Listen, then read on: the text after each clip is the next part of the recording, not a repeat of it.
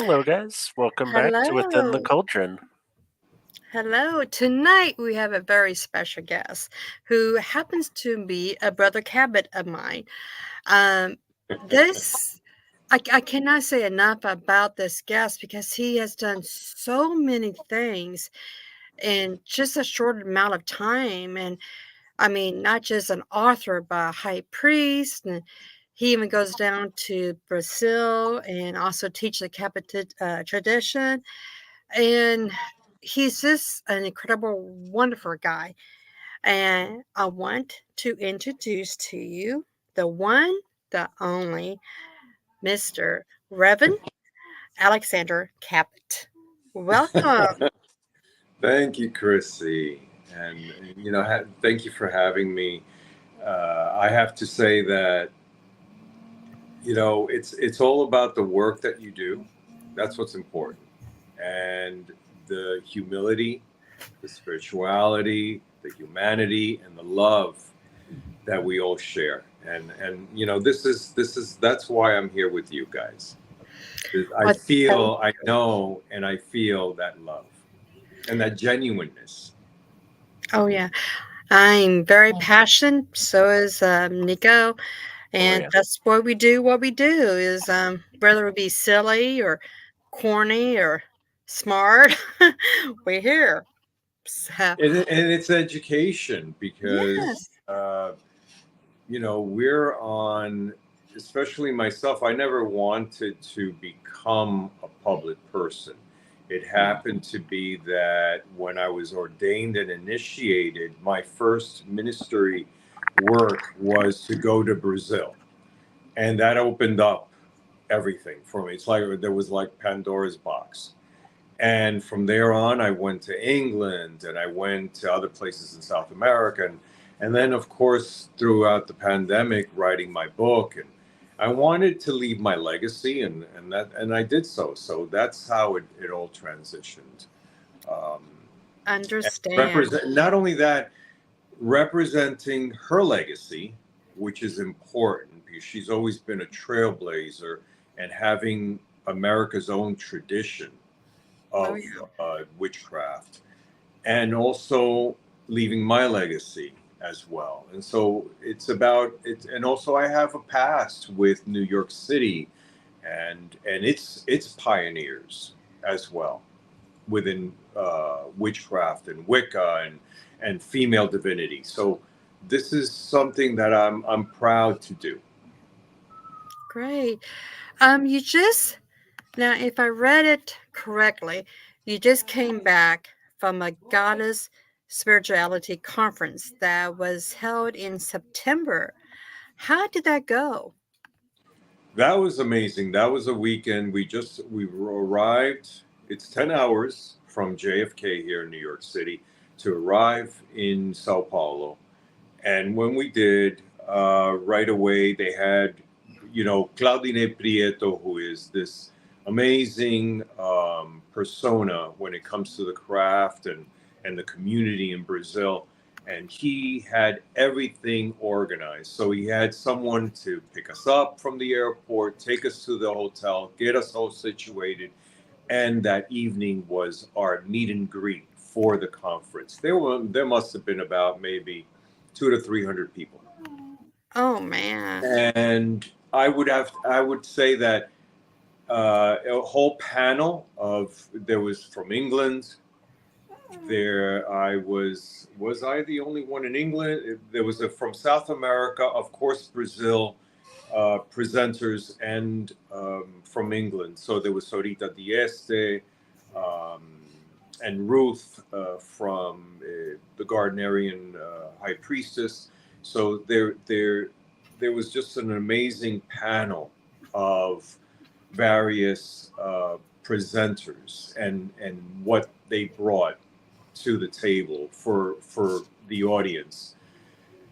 And little old me, from New York City, but representing the Cabot tradition.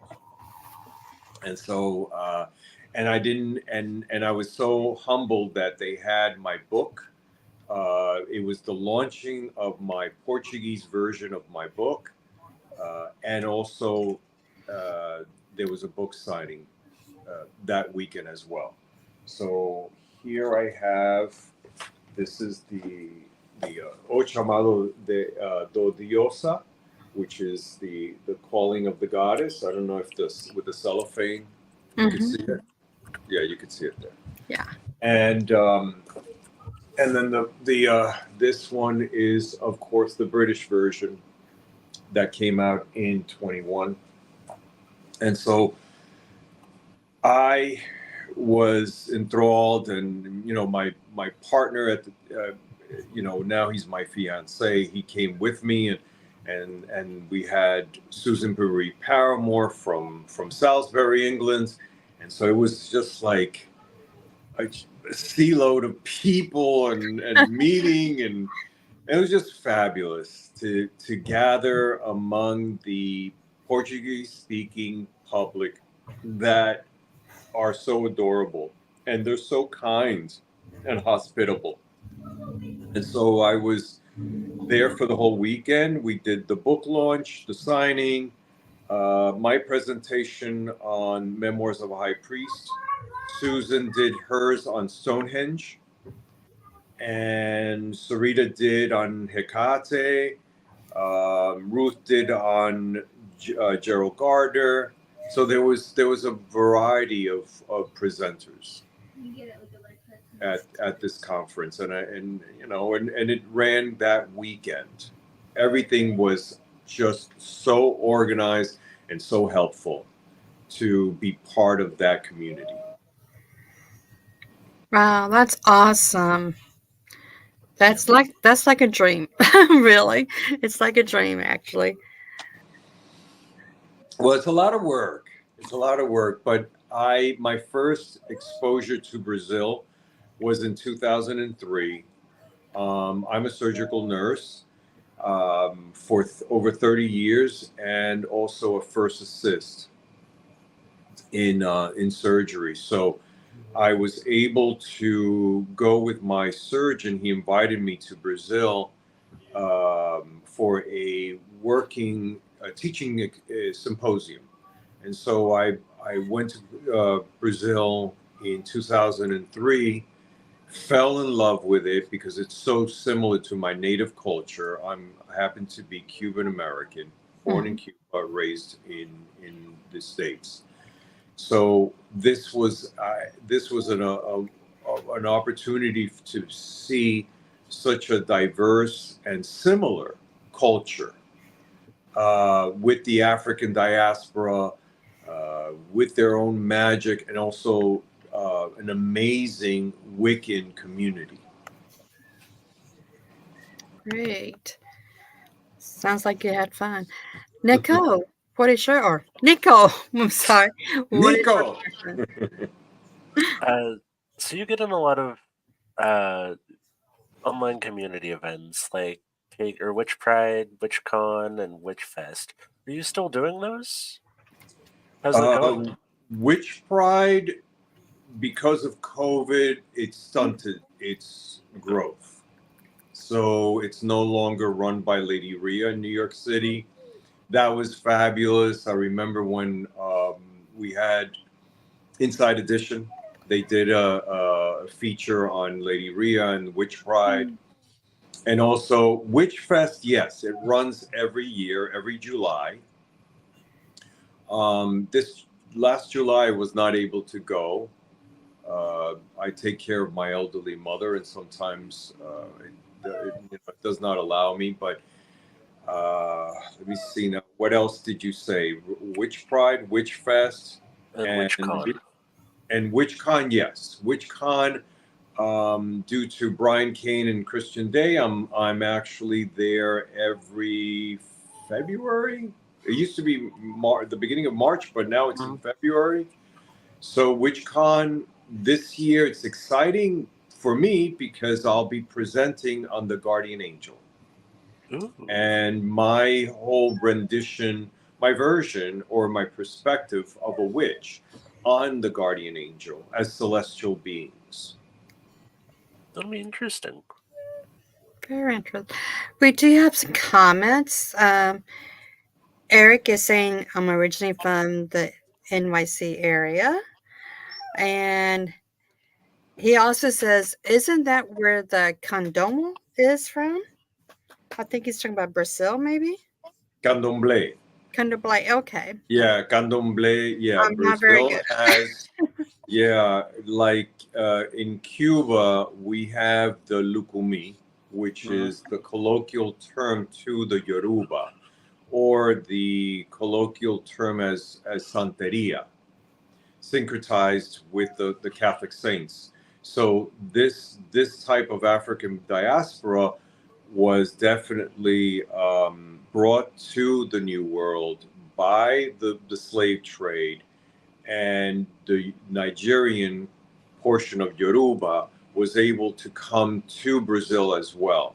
So it's very prominent, and it's called candomblé, and it's their Creole or African diaspora of Yoruba. Cool. And we have Lady Leslie says, hello from Hamilton. I know who that is. I think you do too. Hi, Actually, Leslie. she told me about you. She was telling me about you this morning while Ah, we were heading, because she is my sister, my friend, my confidant. I love her to pieces. Um, Unfortunate event. We lost, our other half. yeah. But we are going to be there. I will be there with my partner to do the rites of passage for our dear brother, Lord Jeff. And Yeah. this is something that it's just dear to my heart. Yeah. And Yeah. we miss him. Yeah. I never met him, but he seems so amazing. Just, Oh, he's just a host genuine, listening. loving person. Yeah. He was true blue. Yeah. And I bet. and forgive me for being for fun. That's okay. That's okay. No, it's okay. I'm gonna throw a little New York Yiddish at you. It's no. It's fine. It's fine. But he was a dear friend, and I miss him. And we're going to gather for his rites of passage with the Canadian Cabots. And this is something dear to my heart. So we're getting prepared for that. And my love to Leslie. And she was the one who reminded me, don't forget, you have a podcast tonight. I said, Yeah. oh, okay. She told me. We went through there to on a trip to Canada. We was right there in Hamilton. And I thought I really should, message Leslie and see if she wants to have lunch. And I thought, well, I think she said she went back to work or something. At least I thought I saw that. I don't know. I wish I would have No. reached out, but I didn't. So, Oh, it would have been lovely oh for you no, to meet it her. would. But I'll probably be there in the next couple of years anyway. So definitely will stop by next time or call her. But to continue on, you do have a podcast that you co-host. It's called This Old Witch. Can you tell us Uh, more about that for those who that's doesn't know for nothing about now. that? It's discontinued. Oh, it's We discontinued. we started in the advent of the pandemic, Mm-hmm. and it just blew up. And I was able to bring in international guests throughout, and it was fun at a time that it was so needed. When we were just stuck at home, and that communal energy was missing. We're just so isolated at home. So that podcast became such a structure throughout that period of time. And it's discontinued because of Eddie's crazy busy schedule, and in mine as well. I can understand that. It's gets hard to fit this one in, and we just started, Yeah, but now it's you guys understand. yeah. It gets kind of hard, but we just kind of like dive in and you know we swam and we don't want to sink or anything, so we just keep going and going and going to not drown. So, Oh, yeah. Nick, I think the next question is your son. Yep. And so you translated or had your book translated into Portuguese. That's a pretty big step to, not only launch a book, but then launch it on an international scale. What was that process like for you? That process was humbling, but there's so many authors are a dime a dozen, and especially in our niche market that we have, which is oversaturated.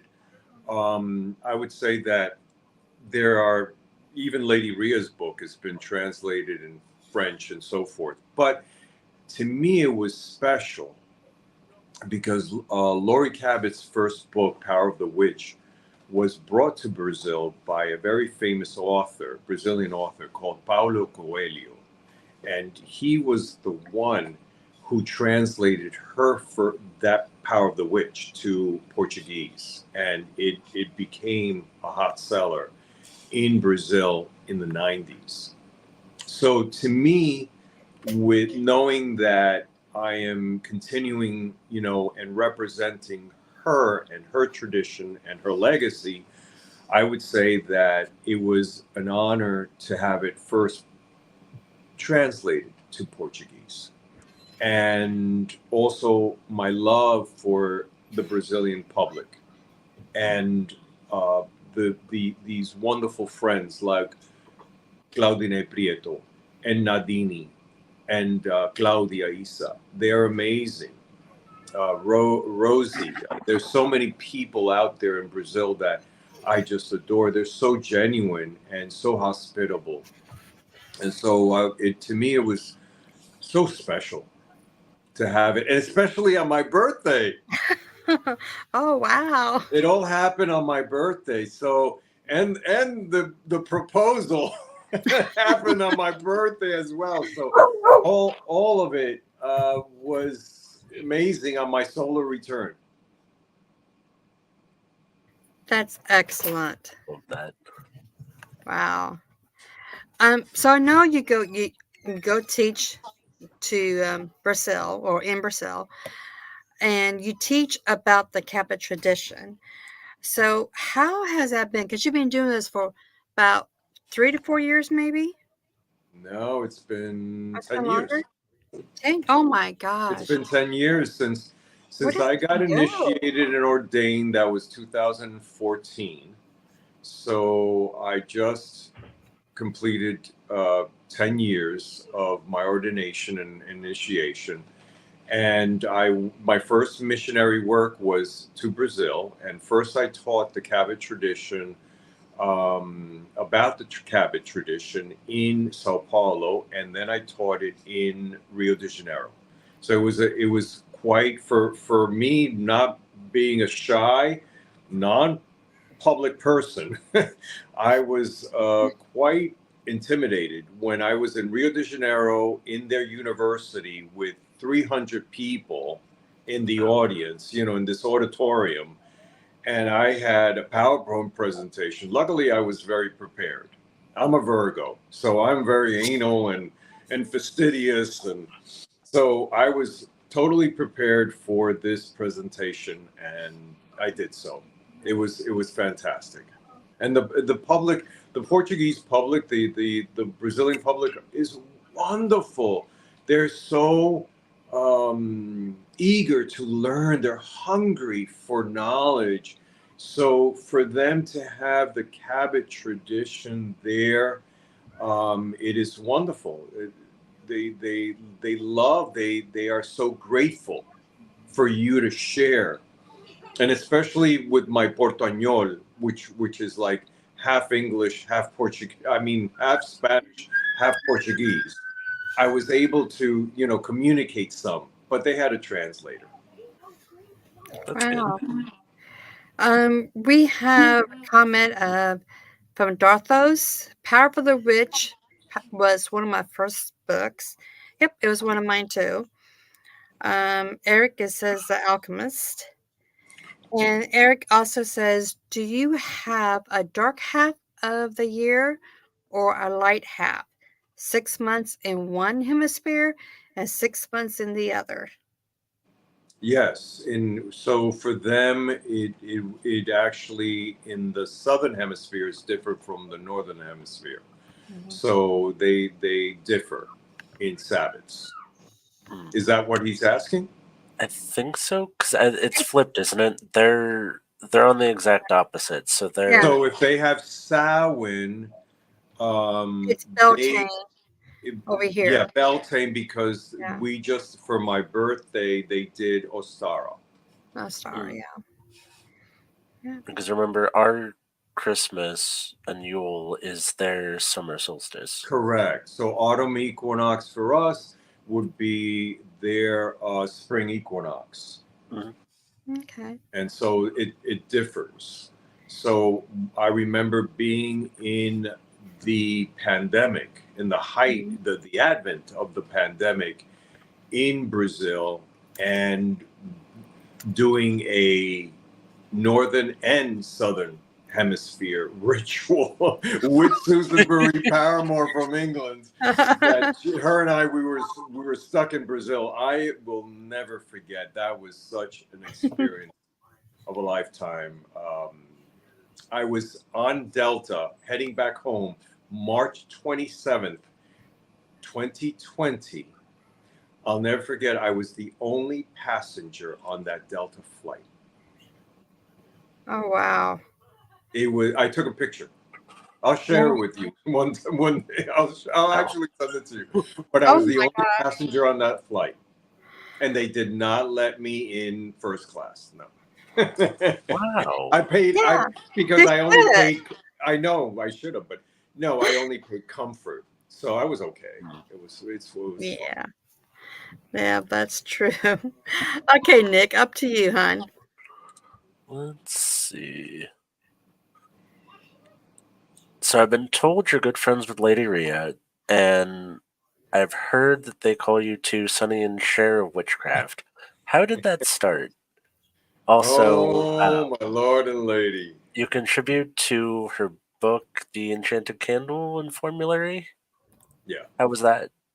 So when I first started my pilgrimage with the Cabot tradition, one of the things that they encourage you is to start writing. And so there's a newsletter that is part of the journals that the temple puts out. And so I started this launch in writing.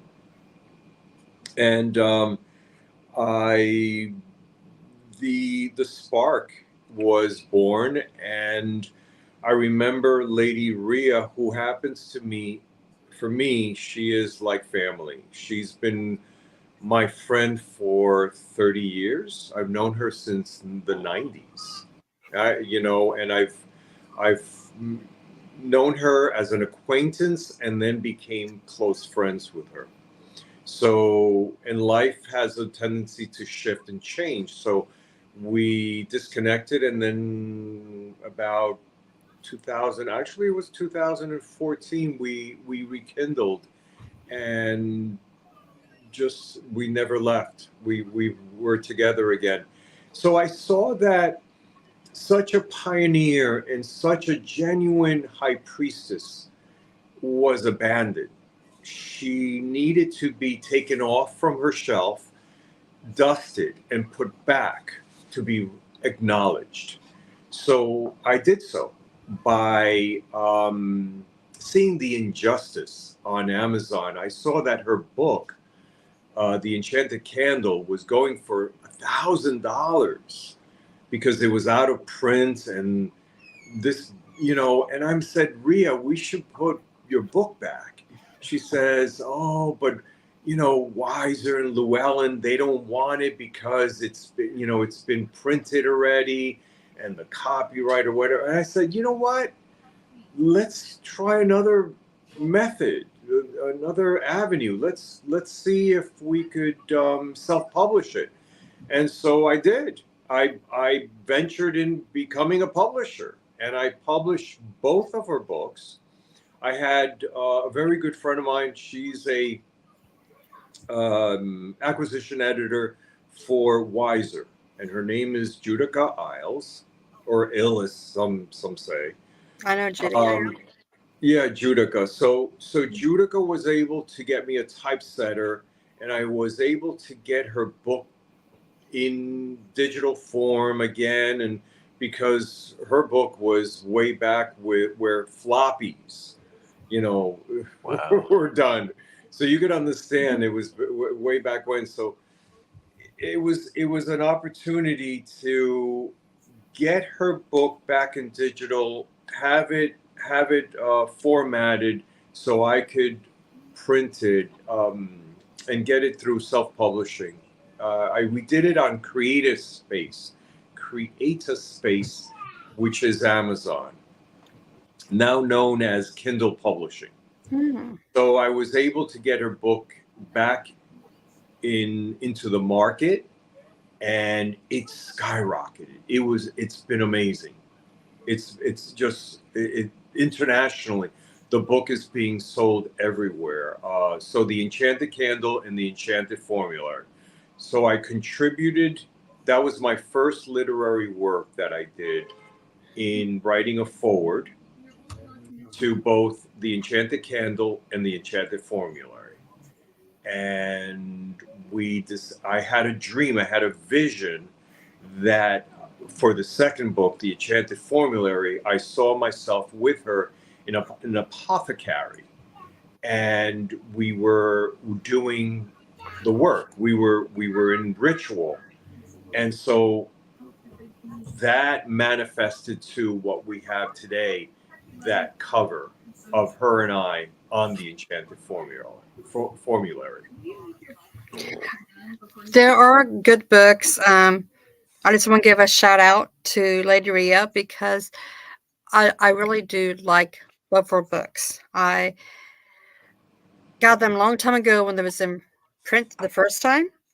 So it was nice to see that you helped her get it in print again because they're really great It books. was important. It was important to me because she is such a pioneer of the Yes. craft in New York City, and my high priestess, my first high priestess, as a Gardnerian and New York Wicca, and also Welsh. Hmm. And and it was sentimental for me to do this. It was an honor and my duty as her high priest and a member. I'm still a member of the New York Coven of Witches. So I wanted for her to have those two, of her literary work to be Hmm. put back into the market, and I'm so glad it did happen. So that was the catalyst for me to write my own book. Yeah. Thank you for helping her. I mean, I love her. So Yeah, if you I see love her, her too. I love her if, too. She's if you an see her, amazing. just put another word in that I like to maybe have on the podcast too. Oh, I definitely will. I'll get you on. You want her to be the next guest? I'll get you on. I'll get her on. Yes. Awesome, awesome. Now, I know you have talked about before about the cone of power. For those who doesn't know about the cone of power, can you elaborate on that? What historically, the cone of power, um, in every culture, there has been a cone of power. Mhm. It's just the manifestation, the energy, the vibration, the force of oneself with intent towards the universe, and then of course bringing that back to one as blessings, and then we thank the earth. That's within the Cabot tradition. um, and I always loved how Lori always taught us Mhm. how to not only send but to receive Mhm. with thankfulness, and then give back to Mother Earth as Yes. well. So that's one. The cone of power historically goes, with the Gardnerians. and with World War II, with the Germans, and how um, they actually, their magic on that rite, on that ritual that they did, Gardner and their coven were able to defer uh, the Germans from landing on the shores of Britain. So that was one, when it came to history in itself with Wicca. And the second is that it is part of every culture. It's one own might of will, vibration, energy put out into the universe for the good of all, like we say in the Cabot tradition. Yeah, we learned that um, in our family tradition as well. And then when we went to the Cabot tradition, just to add on that tradition, we learned that also from Lori too. So I was really happy to know, because I thought we was like the only ones who did it. So then when I went to Lori, I was like, oh my gosh, they do it too. And I was really excited about it, because I think Yeah, no, the BTWs is the birthplace. yeah. You see, Wicca derives from folklore. It derives from individualized family folklore, and then you had this persona such as Gerald Gardner, who developed taking bits and pieces from Rosicrucian, from the Golden Dawn, Freemasonry. So bringing together and making this the tradition itself that we have today. So this is history in the making.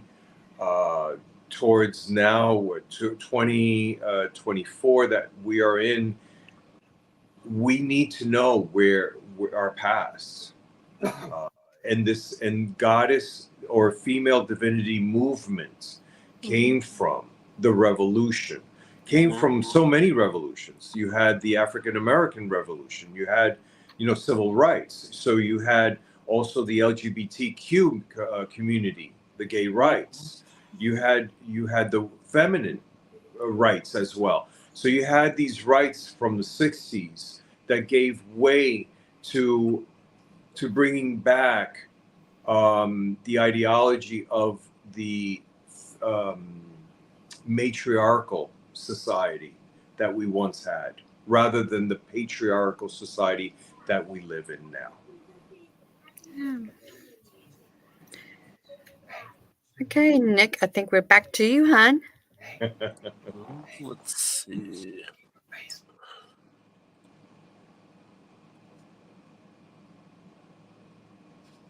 Can you tell us a little bit more about your books and how those came about? The Touched by the Goddess and Memoirs of a High Priest. Touched by the Goddess. This is the British version. It's currently unavailable. And it happened that during the pandemic, when I was in Brazil, I was with my great friend Susan Marie Paramore, and I told her that I I will write my book. Now it's the time. This is the opportunity. Because being in healthcare for so long and in the trenches of healthcare, I knew that I needed to put things in paper and write my own memoirs, and that's how it developed. So I came back from Brazil. I started writing, developed this book, and I knew that I didn't want to create regurgitation or the redundancy of witchcraft. I didn't want to do that. I didn't want to write because when Judica Isles actually asked me to write for Wiser, I said I would do my memoirs, and she said, "Oh no, we don't do memoirs. It has to be something about a how-to book." And I was like, "No, I think we have enough of those out there." Um, this is an occult book. This is a serious book of my own journey, and it's personalized with the prologue being Cuban American, and then onto Freemasonry, Aleister Crowley, and so on. So and then it has the two African diasporas. So I wanted to include my whole journey this way. People will know how important it is about the work, especially our young generation. You know that nowadays they don't care about initiatory rites. No. They want a quick, easy way. And unfortunately, you know, we have to teach them that there is a lot of work. A lot of people is like my sister in Canada, Leslie. They dedicated. They put a lot of work to become, you know, who they are today, Mhm. and to hold that leadership right that they have. You know, it takes the work of an individual that is eager enough to know. But I never knew that I would become a public person. It just automatically happened. I can understand that. I know I'm in the process of doing a book about like coven work and pagan community. You know, kind of like the good, the bad, and the ugly. You know, and Well, that's well needed. yeah, Yes. you know, and I don't want to do like you said a how-to book or anything. I want to do something about. I've been in the pagan uh, community for over 30 years, and you know, there's some good and some bad that comes with it.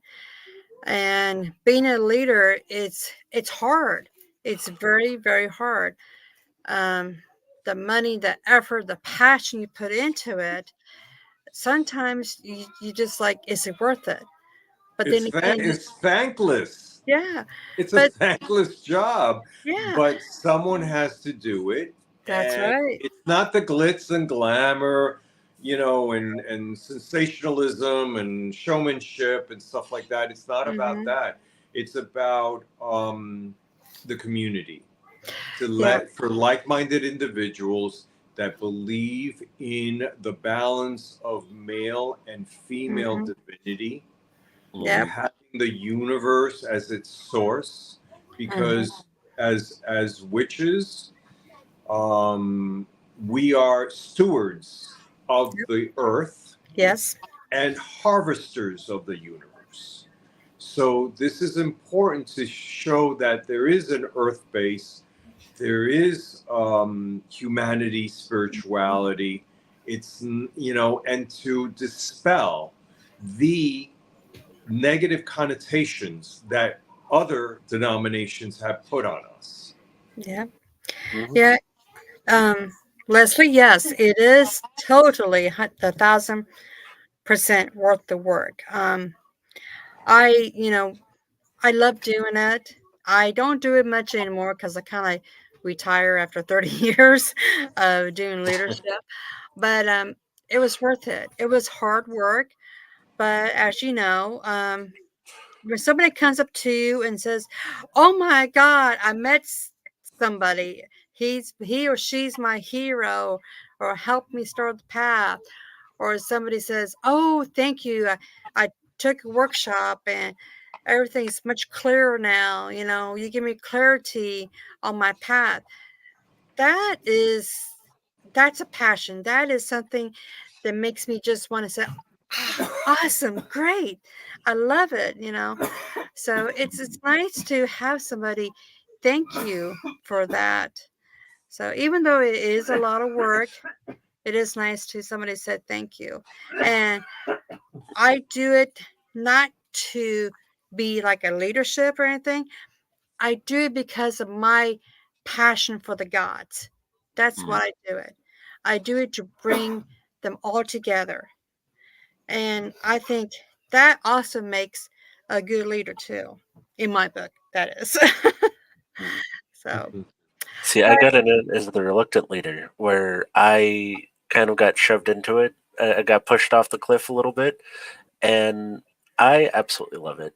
I think my favorite part is being able to like genuinely help people through like spiritual crisis yeah. and like help pick people back up when they've got nothing left. Well, Yeah. I think. that's the role of a priest. Hmm. That's to serve the people. Yeah. And that's why I, returned to the craft with Laurie Cabot in 2009. And I can't believe now, my journey and my stand as a high priest and an ambassador, an author, and it's and with all humility, it's about the work Hmm. for the community, Yep. to show them the genuineness of Yep. our faith in the goddess, Mm-hmm. our faith in the God, Yep. in the all, the That is balance. true. This is what's important, rather than the glitz and glamour and sensationalism. That is not. It's insignificant for me. What's important, and yes, everybody about ego. Uh, Ego is part of human nature, but what's more important is self-esteem. Hmm. Yeah. Self-esteem, self-worth. Ego balanced in moderation, that's what's important for your spiritual work, because humility is the driving force Mm-hmm. for your spiritual path. Yep. And That's that's what people need, and the new generation needs to know about that. Oh yeah. yeah, That's their what's their important. skills are so tipped on that, and it's Well, because we amusing live in and a concerning. unfortunately, we live in a technological era that, that we have all these platforms, Mm-hmm. and everybody's, out there. They think, they're entitled, and they think that they know it all. No, they don't. That's Honor true. your elders. You honor yourself. Mm-hmm. Mhm. That's it's in my book. That's what I say. Yeah. Okay, Yeah. because my book was not about to boast myself or my journey. My book is actually to honor my elders, Mhm. to honor Laurie Cabot, to honor Herman Slater, Lady Rhea, Eddie Basinski, Romualda Garcia, to honor those who came before me, who actually were my teachers, my Mhm. mentors, my inspiration. Mm-hmm. That's what's important. Now, speaking of Lori Cabot, um, how has your life? I mean, has your life kind of changed being a Cabot now? Because I'm thinking you've been a Cabot for a long time. So how long? How has that changed your life? Meeting Lori and continuing her work and everything. Well, the first time I met Lori was 1986. First of all, I knew about Lori because this is a high school kid watching Leonard Nimoy, In Mm-hmm. Search of. So, and there was an episode 7, I believe. It's on YouTube. You could watch it. And it's Salem Witches. So they had a whole hour of Laurie Cabot in Salem, Massachusetts, and I was totally enthralled. As a kid, because not culturally the magical works, but also reading the literature of Sybil Leek, Doreen Valiente, and Gerald Gardner. Yes. So I had that, and all of a sudden I saw that. I couldn't believe it. So in 1986, I took a trip to Salem, and I met Lori, and Penny was behind the counter at Crowhaven Corner.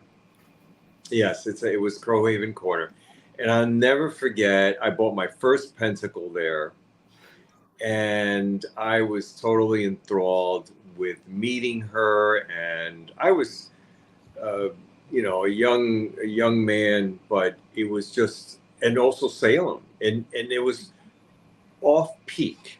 It was in November. It was not October, so it was off peak in November. I'll never forget that. So I always knew about Lori. And so in 2009, after some I had to do a national boards to get national certification for my work. I said to myself, I want to re-energize my spiritual journey. And I did so by honoring my Celtic heritage. And what better person than Laurie Cabot? Yeah. So I went back to Salem in 2009, rekindled my friendship with her, and from then on, I just started my pilgrimage to Salem, and by 2014, I couldn't believe I was being ordained and initiated, and then being a representative for Brazil. Yeah. It's a wonderful opportunity that has given to all of her students. I just love her. I cannot say An amazing enough woman. about her. An amazing woman that Yeah. today, at over 90 years of age, 91. 91, Yeah. she's still teaching. Yeah. Yeah. She's remarkable. Okay, Nick, I think we're up with you, hon. Yeah. So in the first chapter of your book, it talks about your parents were Masons and going into the Masonic Lodge. How has that impacted your life? I guess living with Tremendous. Masons. Oh, tremendously, because my mother being a daughter of the Eastern Star, and my father, and also my grandfather and great grandfather. So I had this lineage of men in my family that were Masonic, and I remember as a little boy being taken to the lodge. And so in my book, I write about those experiences and how impactful they was, and I knew uh, that magic, what our ancestors called, magic. Today we call it quantum physics, energy itself. How impactful and palpable that was when they closed the great hall, the doors of the great hall, and I was a boy within a room with other boys and girls, and a chaperone where there were toys. I remember there were toys, and they had a room for the children, and then the adults would enter the great hall, and the doors were closed. But that feeling of energy, that uh, spine tingling sensation, that fluidic energy, that was amazing. And to this day, I still remember that. I could vision myself as a little boy and having that experience. Love that. Yeah. You Goosey. you you contribute as you contribute as well to the book Virgo Witch, which is a book that aims to help readers improve their magical practice and personal development. Um, and this book is, oh God, what's his name? Ivo. Dominguez Ivo Dominguez. and Thumper Forge. So how did that come about? I mean, was it because you're a Virgo? No, it's right here, and it's Ivo Dominguez was. I've known of Ivo Dominguez for many years, and he's actually Cuban. He was born in Cuba and raised in the States. And so I was like, oh my God, a like-minded individual who's actually Cuban. So we had him on the podcast, This Old Witch.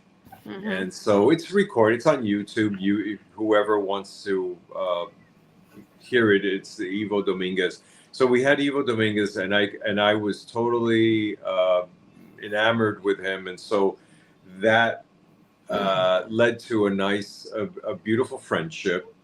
And so he contacted me, and he asked me that he was doing a series that if I would contribute, and I said okay, and he got me in touch with the acquisition editor, and the rest is history.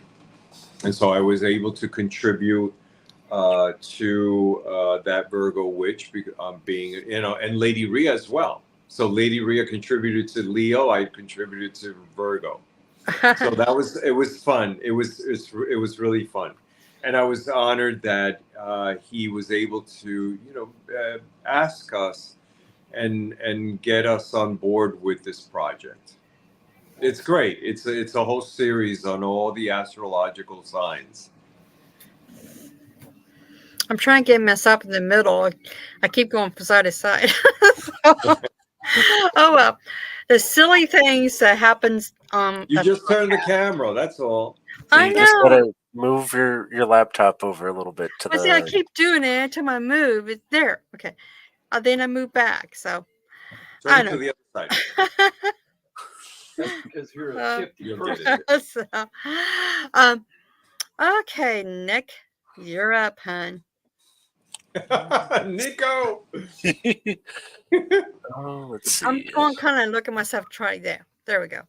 I'm good. I hope. Well, all of the projects you've done so far, what is next? What is the next big thing? Oh boy, what is next? The most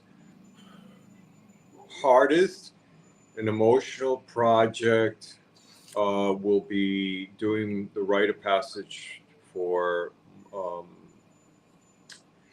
my dear brother, Lord Jeff. So that is next. Samhain will be private for me here at home.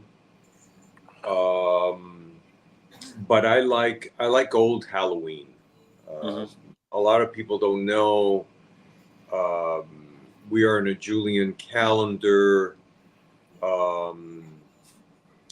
So, the time it would be November 11th would be old Halloween.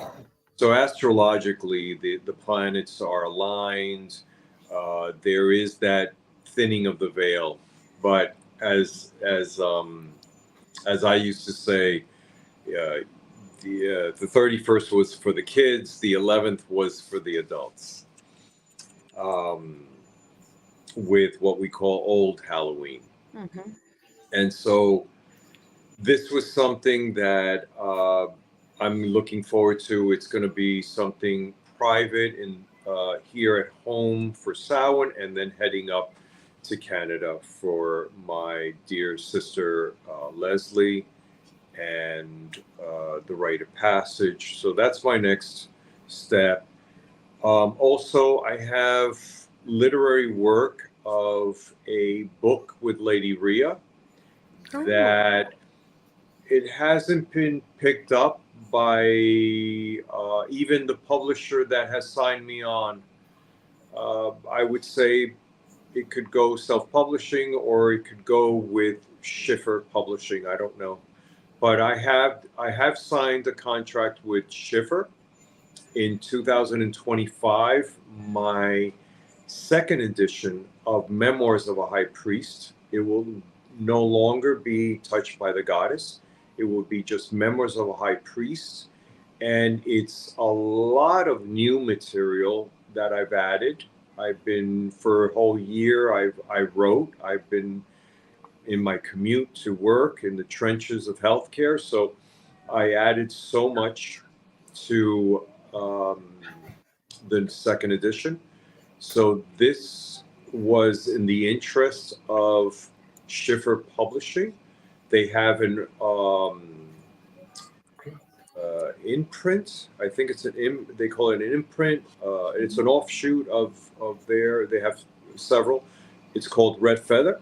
So that's their metaphysical line that they have of books. So they're publishing my book in 2025 fall, Memoirs of a High Priest. I'm looking forward to that. It's going to be hardcover. It's going to be expanded, and I don't know. That's going to take me on to other places, I guess. I will be going back to South America, and hopefully it will be in Spanish. That's my second. That's definitely a dream come true, that the book will be published in Spanish. So that is in the works. I have a secondary book that will be done by Lady Rhea and I. I can't say details about it, but it will be our last literary venture or collaboration that we'll be doing and putting it out into the market. I want to go visit Lori. I know that she misses, my face, and I have trinkets here for her from Ireland and also Brazil. So I want to come to Salem and visit her and Penny, who I adore. So I have my sister Tracy as well, and Jackie. So there's so many people that I would like to see. Yeah. In Salem. So that's one other thing that I want to do. But for next year, I have my own wedding. That's in the works. So and you're probably excited about that one. I am definitely excited. So we're doing the legal stand would be in Brooklyn. That's for February 21st, and then March 21st at Stonehenge. Mm-hmm. We will be hand fasted by, and you heard it here first. We will be hand fasted by the Archdruid author Uther Pendragon and Susan Marie Paramore. Oh wow! Ooh, nice. Very nice. For me, he's like, okay, we're gonna be at Stonehenge. Okay, so he doesn't know much about Stonehenge, but for me, it's epic, and the energy is so vibrant there. Well, you've been there several times. I've been there a few times for summer solstice, especially autumn equinox. For my birthday. Stonehenge is a special place of ancestral worship. I am part of the Arthurian war band, Loyal Arthurian War Band, which is conducted by author Uther Pendragon. He is an amazing advocate for paganism, for Jewry. And so he and I became friends in 2015, and I started collecting signatures and being an advocate for him on ancestral respect, that the museums have collected a lot of the bones that are just sitting on shelves, and they belong back into Stonehenge. And so I collected over 1,000 with my sister Tracy Claudio. So we were able to collect all these signatures. I sent it back to, and he was so grateful that he knighted me at one of the summer solstices at Stonehenge. And Oh, I was wow. grateful. Yes, it was a great honor to be part of that mission of ancestral love and respect to Stonehenge. That sounds great. Wow. If you, this is kind of like a silly question. Okay, like I said, I'm going to throw in some silly ones here. So, That's okay. This is an organic podcast, so it's good. We're all family here. Right. If you could have dinner with somebody from that is passed over or is still living, who would you have dinner with? Oh boy.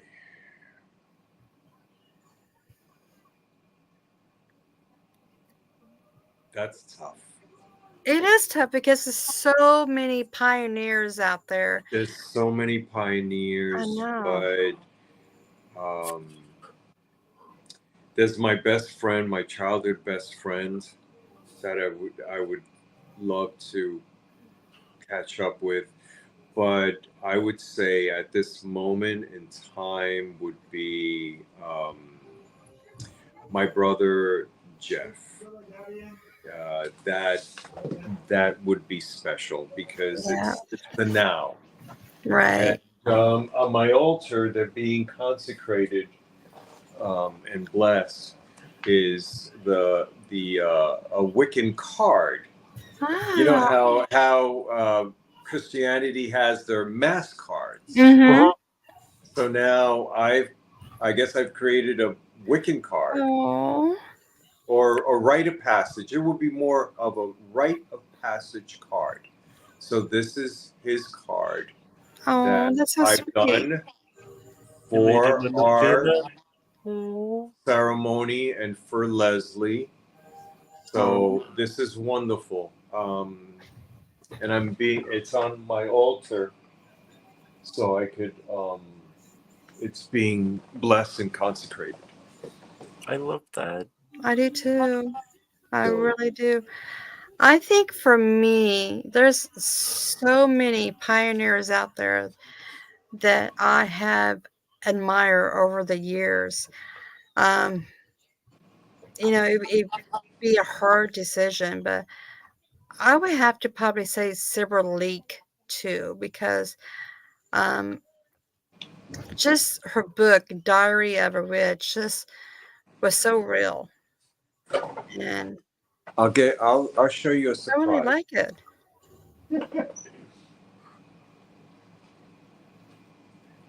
I'll show you a surprise. Go ahead. Oh, Nick, how about you? Ooh. I would have to say, so my first mentor in the craft was a woman named Judith Boss, and she's mostly local here, but she was an English lit professor who studied humanities and anthropology, and Native American studies professor. And she helped me start this whole thing, and she passed away in about 2012. Oh. And I absolutely wish that I could have another dinner with her just to show her where I've come and that I've become a better person than I was when she was still living. And I wish I could show her that. Oh. I mean, I can, but I wish I could sit down and pick her brain. Is very touching. Yes. That's very touching.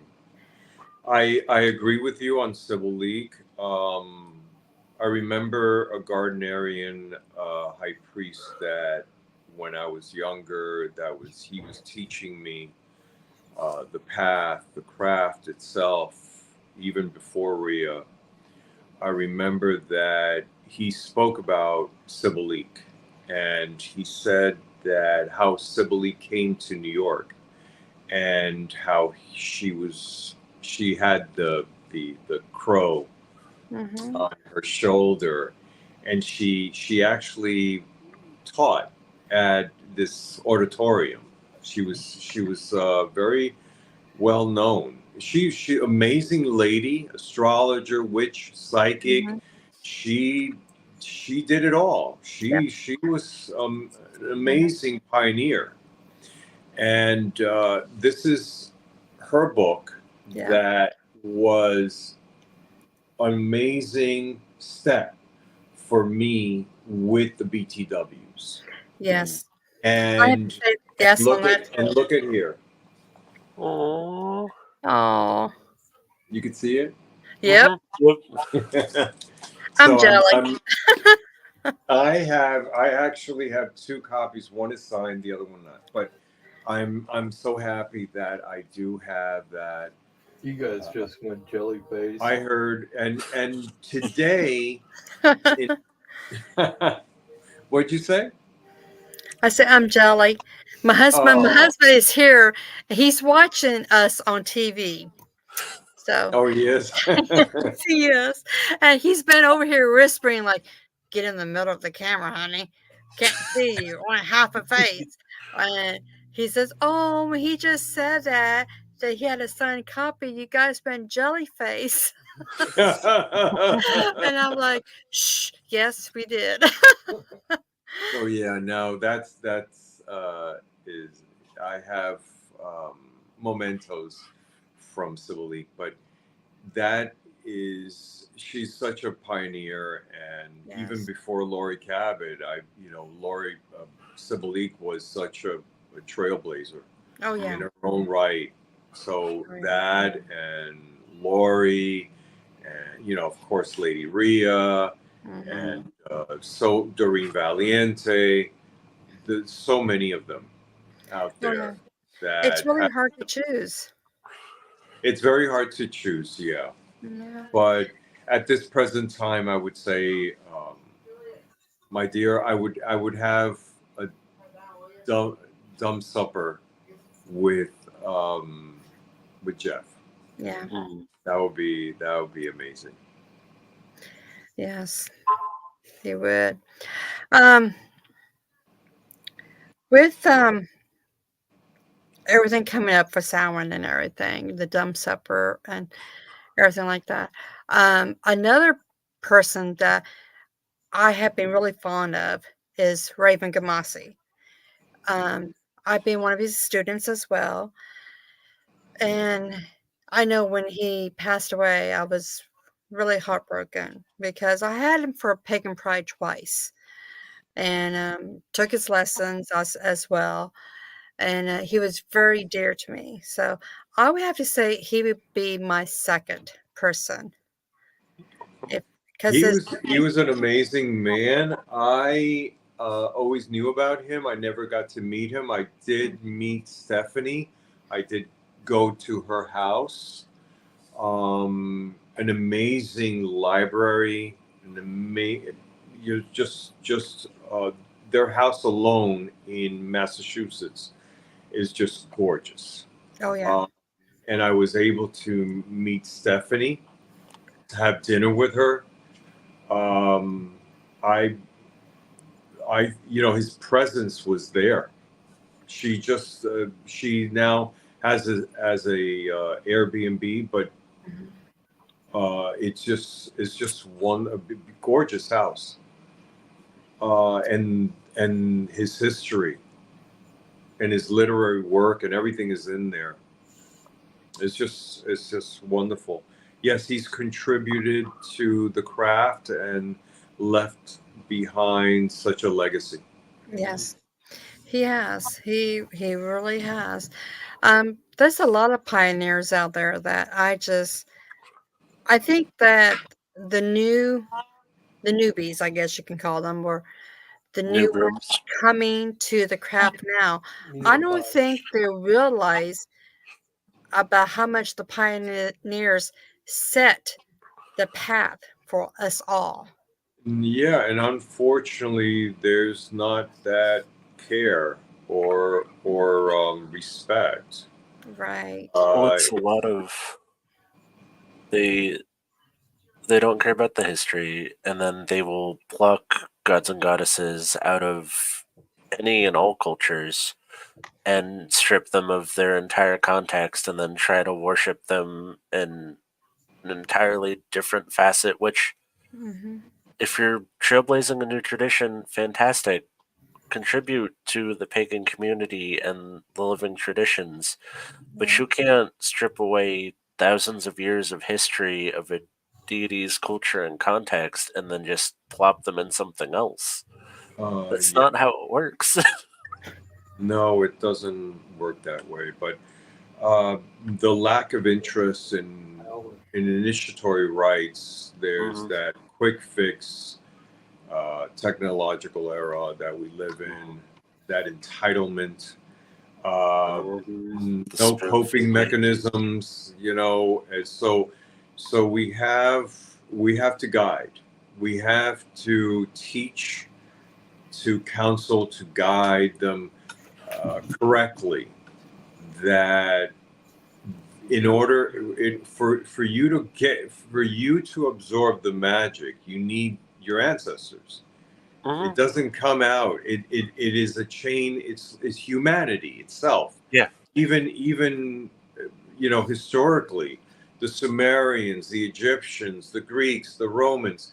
There's a chain reaction. There is that we took from others to make our own and beyond. So we need to have that respect, and that's Mhm, where the source of your magic, your source of your that energy.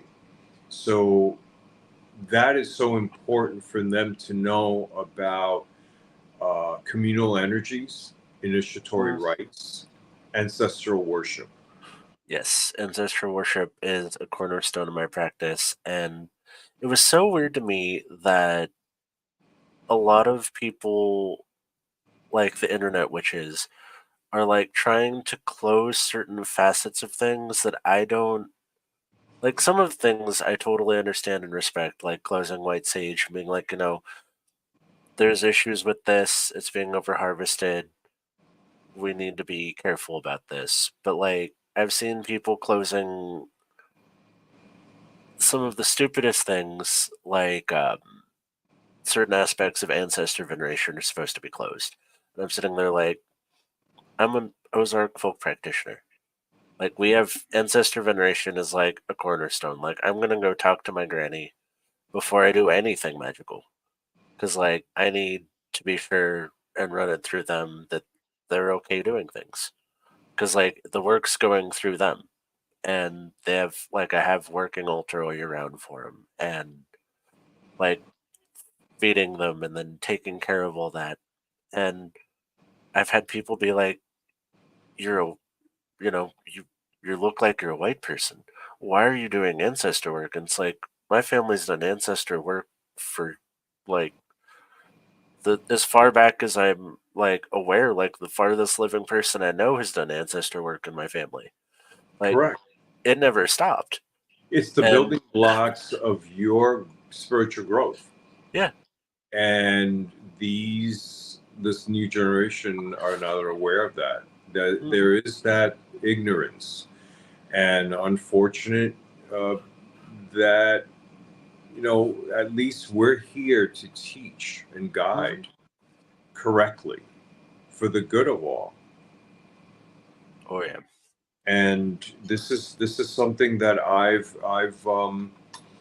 put myself out there. I do put myself out there. I do make the time, like now, doing this podcast with you guys. This is important work. This is important information. It's educational. In order for the new generations, those that are seeking the path, the craft, a spiritual way of life, rather than the Abrahamic, faiths, we've been so programmed with Abrahamic faiths that now we have the diversity of free thinkers, Mhm. knowing that that our ancestors were not primitive at all. They knew what they were talking about. They knew what they knew of the earth, of the stars, of the heavens, of the universe itself. And so I said, as witches, we are stewards of the earth and harvesters of the universe. Absolutely. And I like to call myself more of a mystic, because the word witch, obviously the negative connotation, it's been perversed by Catholicism, Christianity, and so on. So this is a mystic, encompasses the belief of an unorthodox ideology. Looks like Leslie is saying, if you have the opportunity to learn from Laurie Cabot, do not pass it up. The knowledge you gain is amazing. Taking workshops from Lady Rhea, the journey of knowledge is very empowering. Yes, it is. It's so much empowering. I've been curious about trying those, and I'm keeping my eye out because I know the one page that Lori's on, there's not a level 1 class, which was weird to me. But I think that was not a level 1 class. Like, she had her level 2 up for in order for you, first degree you need to have done in order to go on to the second degree. Yep. So I was waiting for her to restart a first degree or see if, because if I remember right, on the actual tradition page, I think there might have been one there. So I might have just been on the wrong website. I was on her shop page. Shop page. Yeah, you could have the LaurieCabot.com or the official witch shop. I think the official witch shop. Yeah, they do have, and you could register, but you need to do first degree in order to get to second. Yes.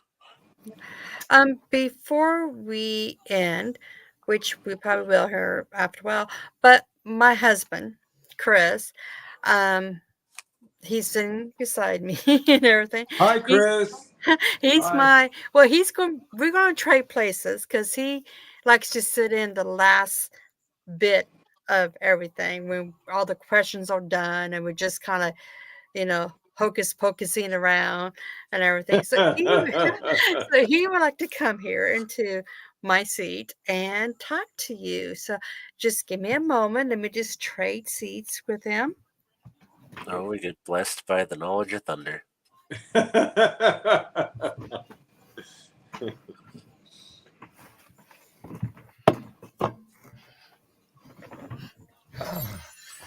Hello.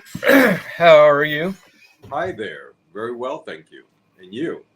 Oh, I'm doing fine, Hey, when you guys were talking, you guys were talking about how witchcraft is changing.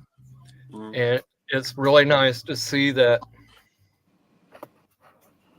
I'm not the only one. I hate this computer. Well, anyway, I'm not the only one that sees that people are making their own traditions, which is not wrong if it's founded in, it has a workable ritual. Do you see people changing that? I in do. the past it has been like Eddie Basinski of New York City. He created 3 traditions, and he took the Gardnerian and made what is New York Wicca and Welsh and Minoan Brotherhood, and of course Lady Rhea with Sisterhood. So there has been that. Even Gardner.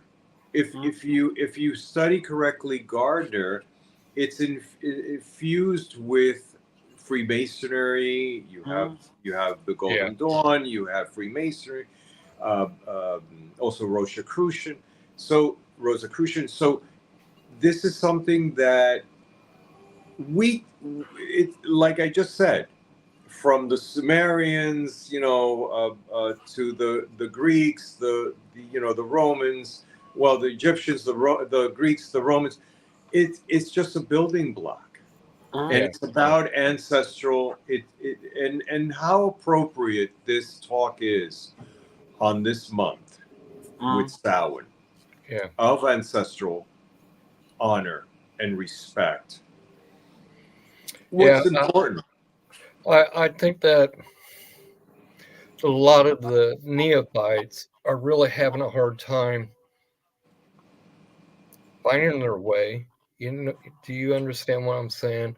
Oh, Eh, I definitely do, because we have so much the glitz and glamour, the sensationalism with technology today. yeah, So it loses the substance. Mhm. It loses that significance of the purpose, that it's spirituality, Yeah. humanity, love, Mhm. yeah, communal energies, to honor your ancestors, honor your elders, you honor yourself.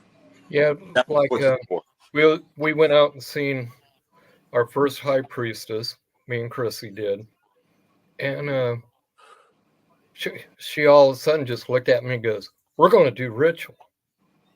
And I'm like, "What?" She goes, "Yeah, you're it. You and Gypsy's going to run the ritual."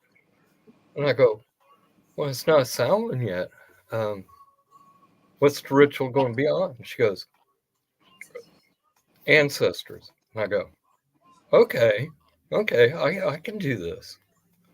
You know, we went and did that, and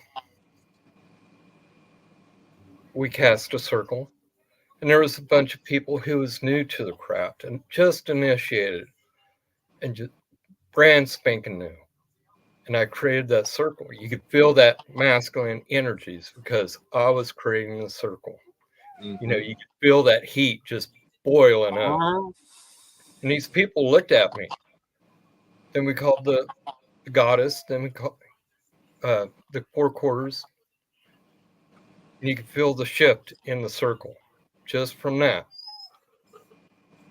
Then we And called they in stuck god and locked. goddess. And then you could feel the energies really change. And what I think is what I'm getting at is when we are doing ritual, we have to remember that we're dealing with powers that maybe our human minds cannot perceive.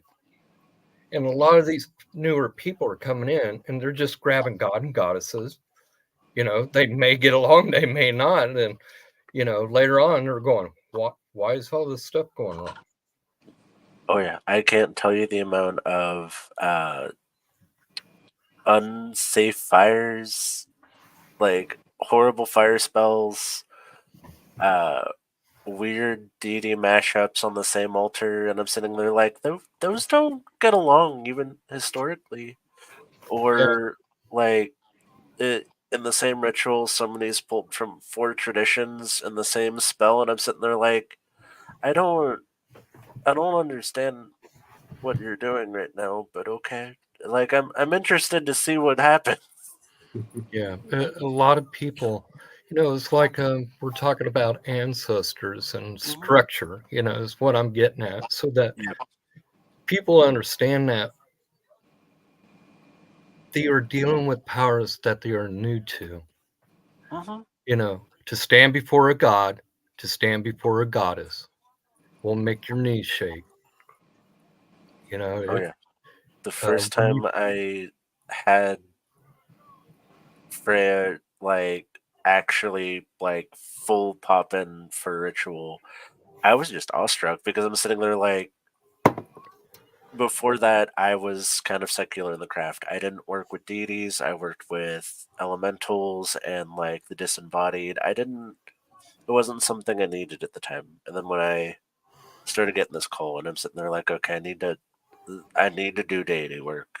And we were doing a rite with Freya, and after we did the invocation, and you just feel this heat come in, and then everything shifts, and just the vibration in the circle, like you, is I guess these should explain is like when you're at a concert and the speakers are blaring and you can feel the sound waves. that's what it felt like coming from the circle. And we're just all looking at each other like, I guess she's here, but also, is it supposed to do that? Yes. I agree. It's one of those things where, like our ancestors, I did a beautiful ritual. Chrissy started it, and I just kind of, you know me, I have a bad habit of taking over because I love ritual.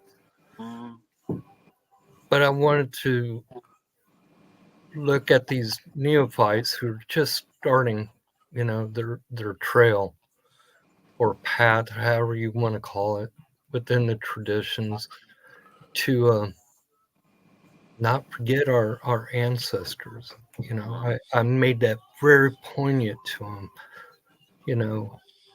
To sit there and remember, at least a few people in their lives that really struck them good enough to maybe sway them to the path or to be a better person.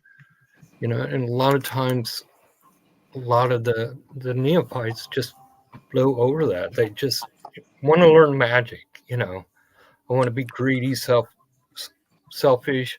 You know, It's just about power, yeah, mhm, yeah, the notoriety, the power, the fame. Unfortunate, mm, it's not about the spiritual work. yeah. A lot of people, It's about the material work. yeah, It's about the material work as like you said, neophytes, and yeah. and and they lose the opportunity for that spiritual growth. mm, Well, see, when I came to They're the path, stagnant. it was pointed out to me very quickly that it's not about me, it's not about you, but yet it is, because we are mouthpieces. We are representing gods, you know, um, and we should be very spiritual about that. It shouldn't be just about us, it's about everything, Correct. everything, and we lose that that benefit, that time. For me, going into ritual is like when I go into it, I never want to come back. I never want to come back to the mm. mundane world. And I don't know if you two feel that way, but I do. I I would agree with that. Where I at times have a hard time maintaining, I guess, that sense of grounding and presence, because I will throw myself in that like astral headspace, and I will just kind of drift and perceive things that are around, and kind of drift around, and I get in trouble with it a little bit sometimes, and I have to remind myself that there are times and places that I need to be more present in reality, and that because I work in a senior center, that being full open in a very haunted, very transient building is not the best idea when you're sensitive. Yeah, Because watching a parade of elderly people run down a hallway is overwhelming. yeah. But the goddess has you there for a reason.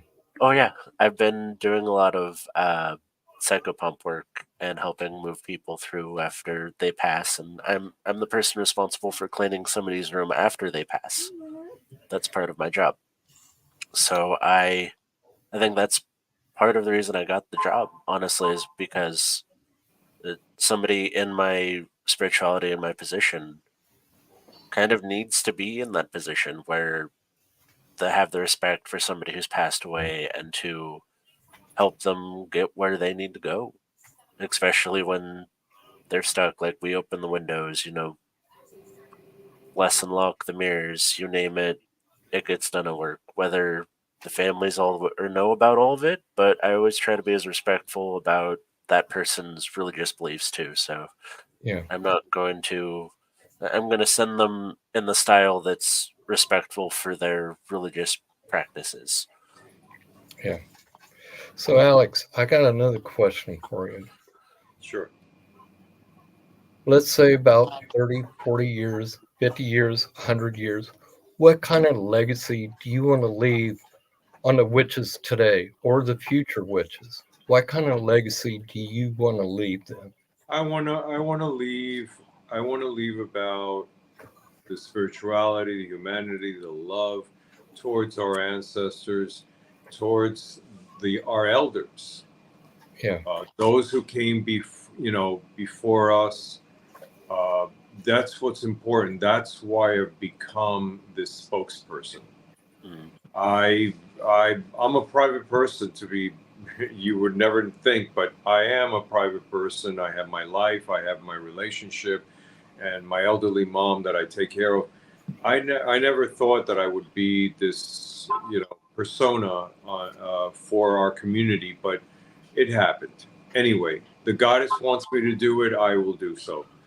And that's why I've become an author. I've become the spokesperson, with a podcast or whatever. History in the future, yes, my legacy. At least I could leave behind that respect and honor for our elders. Oh, that's cool. That's cool. I have to admire that. This is one thing I've figured out throughout my life is that there's a few times where being a high priest, after a while, you sit there and watch all the ridiculousness that you see people go through, and you feel like running away from it. And it seemed like the more that I tried to run from who I am, the more the goddess shows me toward who I am. Do you guys understand what I'm saying? Correct. Sure. Mhm.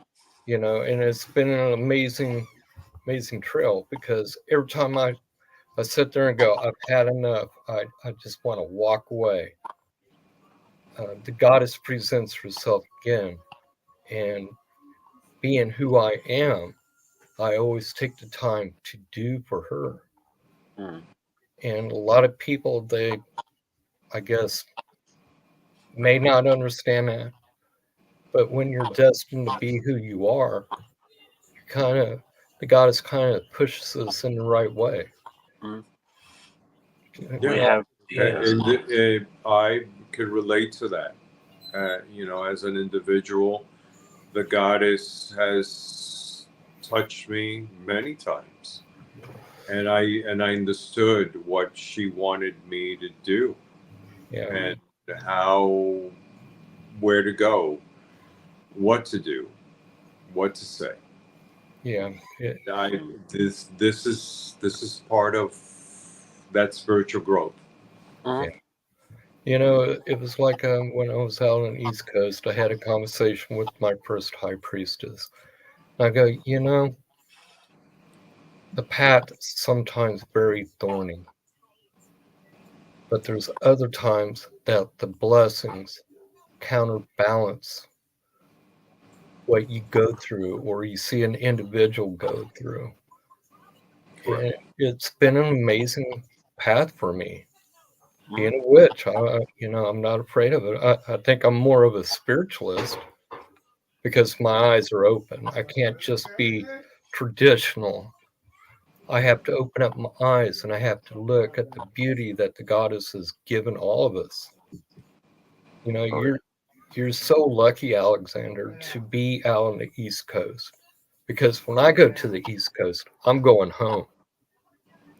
And I hope that you feel the same thing that I do being out there is, to me, New England is a very magical place. You cannot deny that. It is, and I love the Four Seasons. Yeah, I grew up here, and it is magical, and I am, it's part of my life, and hopefully I'll be here for a while. Maybe I won't be here. Maybe for the tail end of my life, I'll go somewhere else. Mhm. hopefully not. because it's beautiful out there. The Cabots are beautiful people. The community out there from the people that I've met are very nice, and they're helpful. They help East Coast. Lori Cabot, her shop, helped me out a lot. So you know, yeah, Lori has given me guidance when I unexpectedly got the advice. She reads me so easy. So, she knows when things are wrong when she sees me. Sure. But hey, I'm going to let Gypsy jump back in. Sir, honor talking to you. I hope I didn't talk too much. No, it's lovely. On a Friday night, this is great. Yeah. Blessed be. Blessed be, brother. There you go. What you doing? Hey, I'm back. So, yeah, he likes to jump in towards the last and say what he wants to say hi. But Nick, do you have anything else you would like to add to our guest?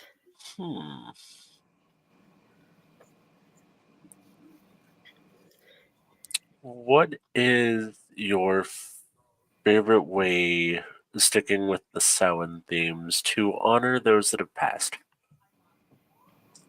Elaborate on that. What is the? So, do you do like ancestor altars? Are you doing dumb suppers? I kind of do ancestral altars, but with my busy schedule, I have my altar. It's behind me, and to and for now, it's brethren, Yeah. love and honor towards my brother Lord Jeff. So I have that going on.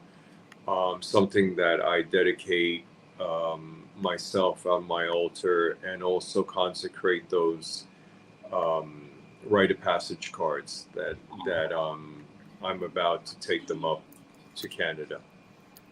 So it's a lot. So the work I do towards Samhain, which we all know it's Gaelic for the end of summer. So the foliage is starting to happen, not as fast as enough, but it is. Yeah. And I am trying to focus on the rite of passage for Canada for now, and other things here at home. Love that. Well, I'll be there in spirit for you and Leslie, and of course Jeff. I wish I can join you Thank guys, you. but I just want to say, you could be there in spirit. oh yep, I'm going to be there in spirit. Yes, I just want to say thank you very much, Alexander, for joining us. It's been a pleasure to spend the evening with you, and congratulations again on your engagement and to all the future projects that you have coming up in the works and everything. Thank you. And I just want to tell subscribers to spread the podcast, subscribe, subscribe, subscribe. We are trying our best to bring you the best guests that we can imagine, pioneers and new, and in between. So if there's any feedback, leave some comments or anything. Join our Facebook page Within the Cauldron and subscribe. I cannot say that enough, right? Subscribe. Okay, I just want to say thank you, Alex, again. And blessed be, you have a fantastic Samhain, and marriage and everything. Eh? Just Thank you. many blessings to you. A blessed Samhain to everyone. And like I always say, be a light unto darkness, so you may be the balance of the universe. That is Blessings correct. Oh, I love that. and love to all. Right. Many blessings, everybody. Walk in love and light with the goddess in your heart and soul. Until next week, goodbye. Blessed be. Bye. Blessed be. Stay blessed, less stressed. Love you guys.